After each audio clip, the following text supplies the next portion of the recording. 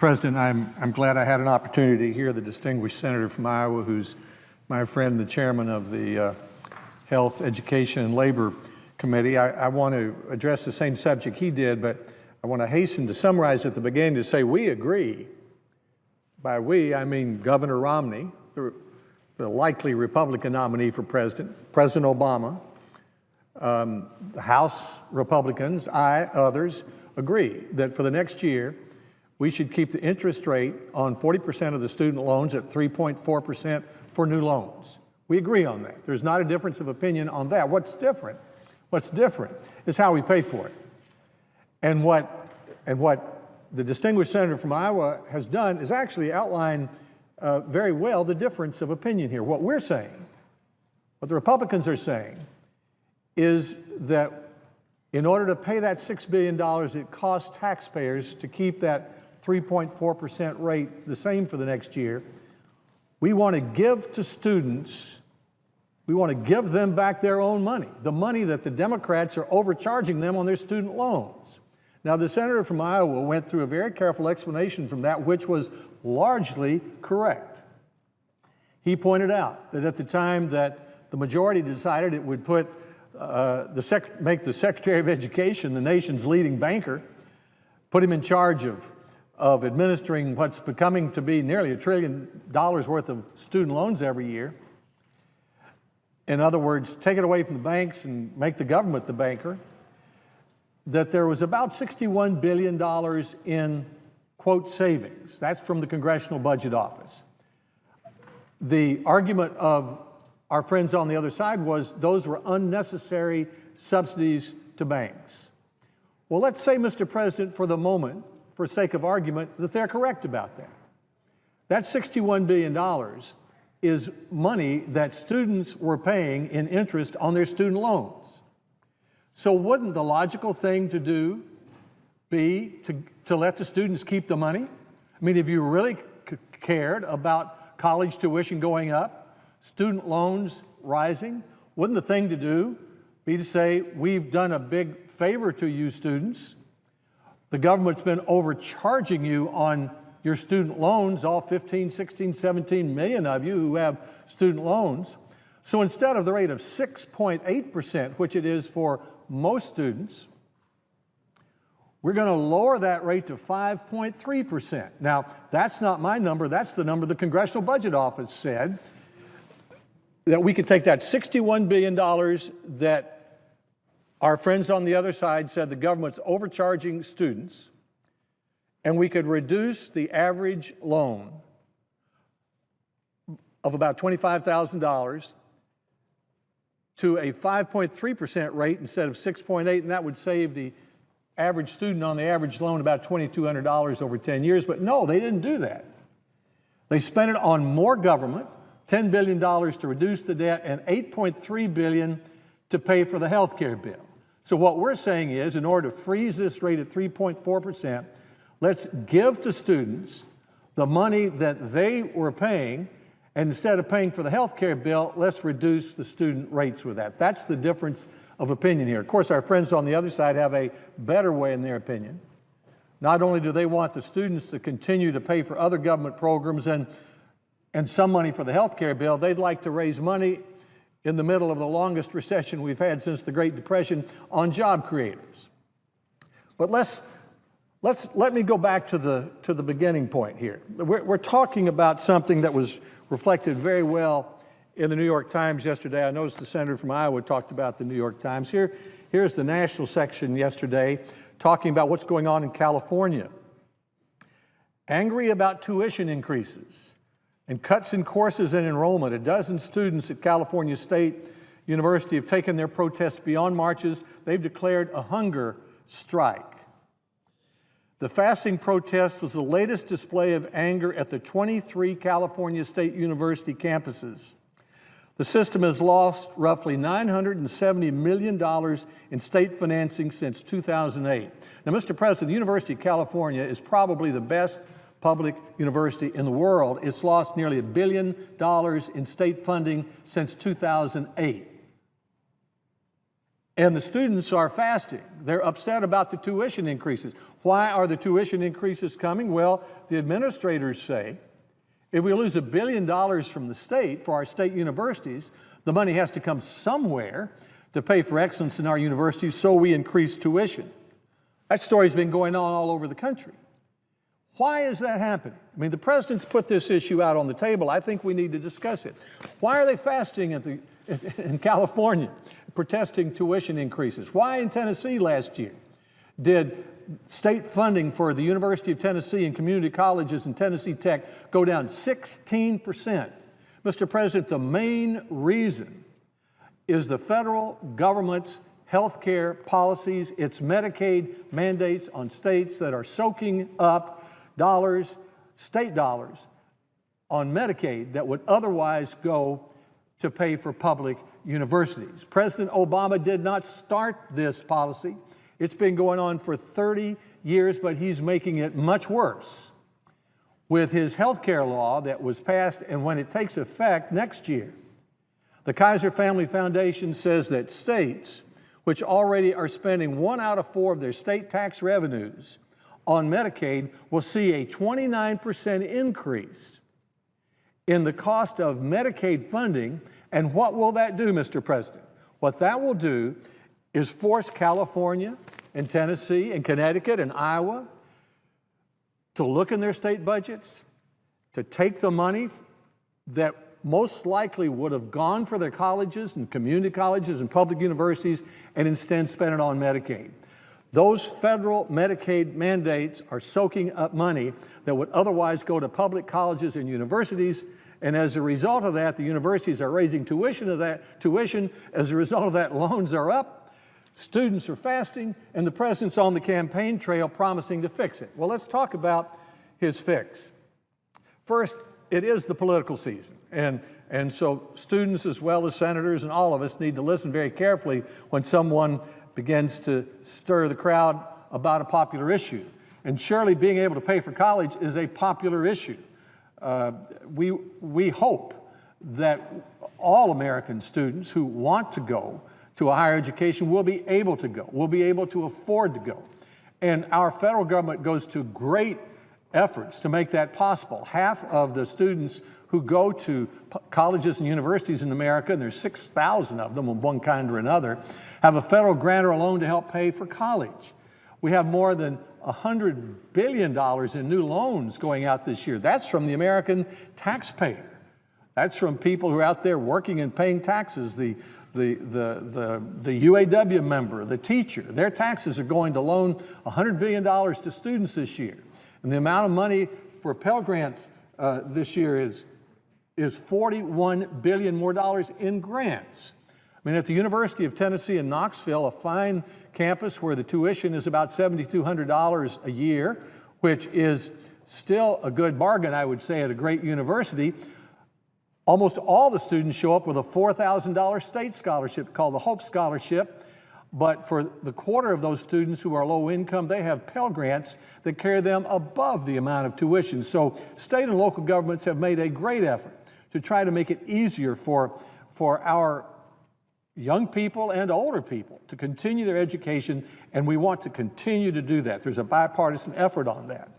Now, the specific issue at play here, and the one we're likely to vote on tomorrow, has to do with one type of those student loans. And let's try to put that into perspective.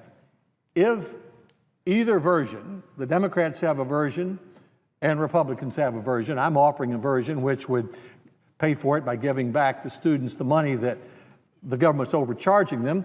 The Democrats have one that would raise taxes on people who create jobs, but whichever one were to pass, if one were, here's what it would do. It would save students on new loans about $7 a month in interest payments for the next 10 years.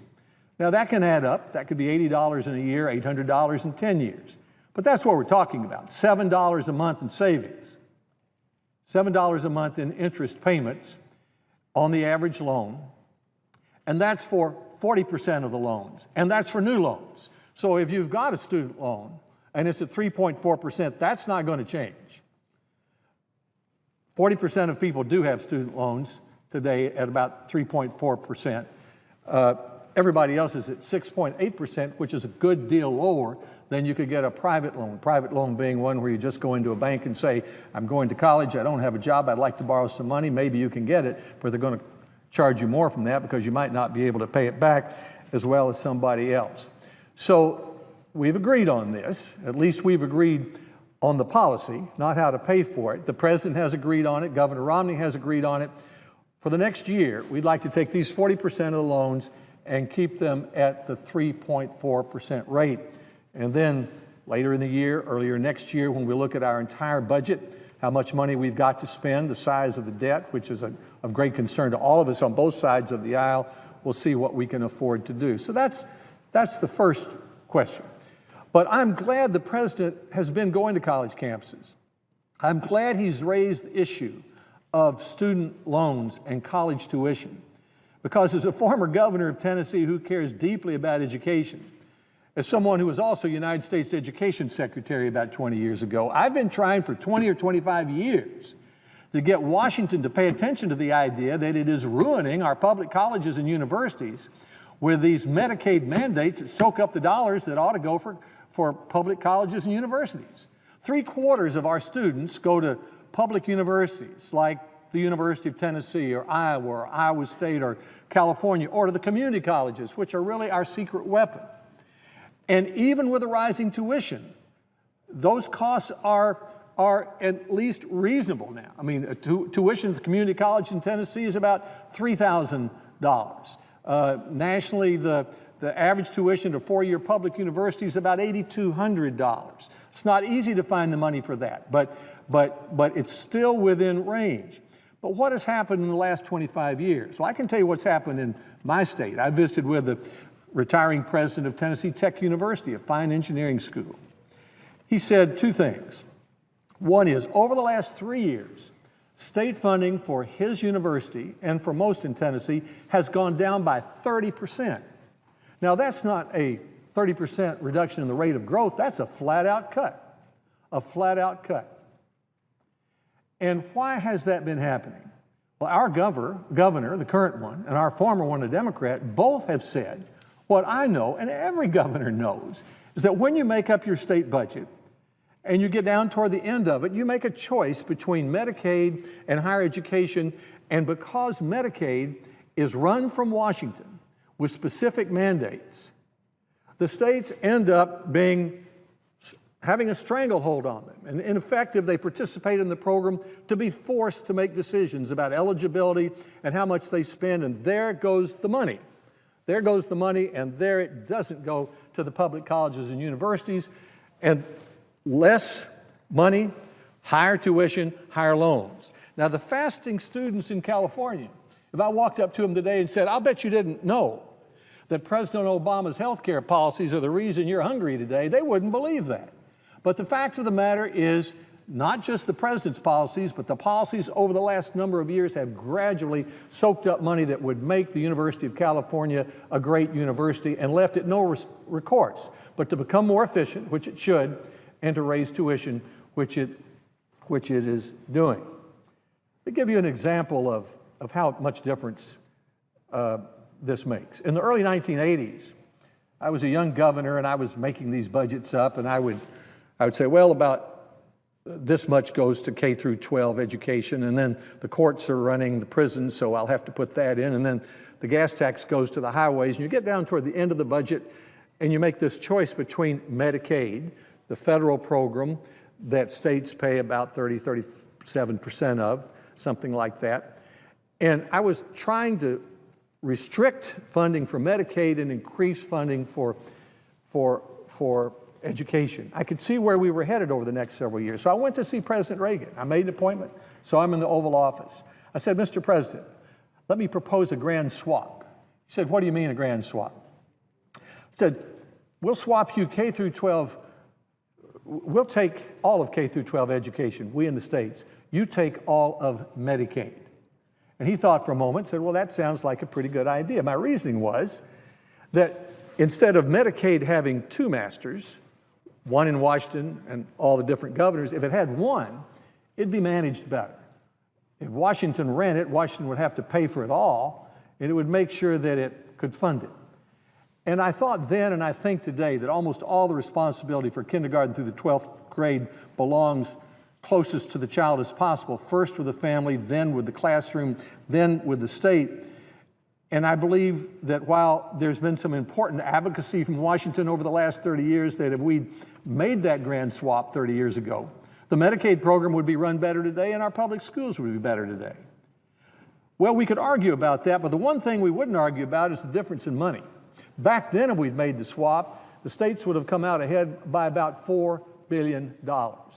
In other words, the federal government would have taken over Medicaid, the states would have taken over K through 12, given back to the federal government the federal aid to education, and the federal government would not spend its Medicaid money. $4 billion was the difference in 1981 or 82.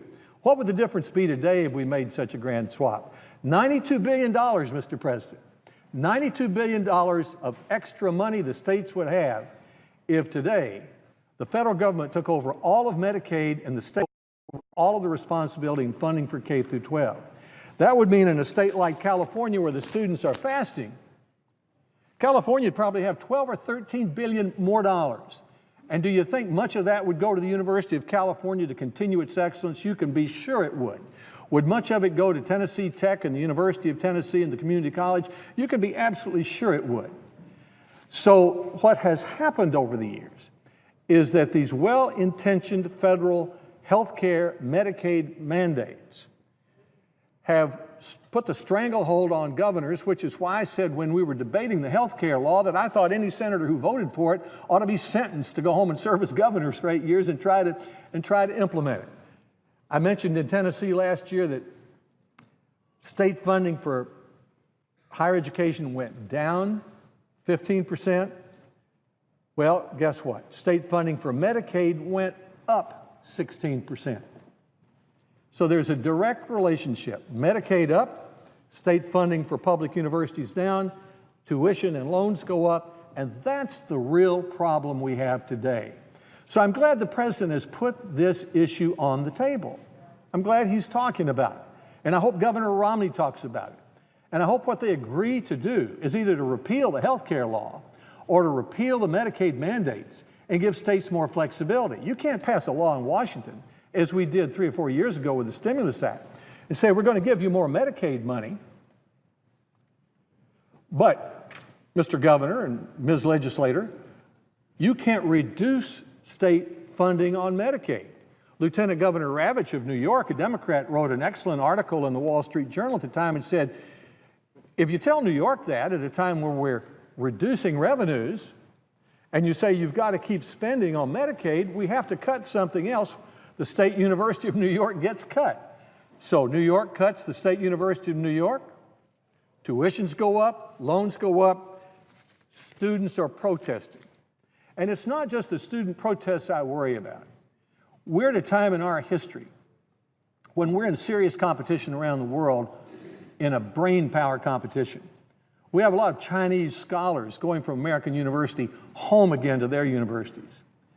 We did in a bipartisan way, and the senator from Iowa was a part of it, and we passed something called the America Competes Act a few years ago and reauthorized it so we could properly fund our science and our innovation. Government-sponsored research has been an important part of our job growth over the last 30 or 40 years. And where is that done? It's done at our national laboratories or at our great research universities. Well, at least half of our great research universities are public universities. They're like the University of California, the University of Michigan, the University of Tennessee, the University of Connecticut. And if we cut that government-sponsored research and the quality of those universities, our job growth won't be nearly as good in the future. Here's another example of how much that has changed over the years.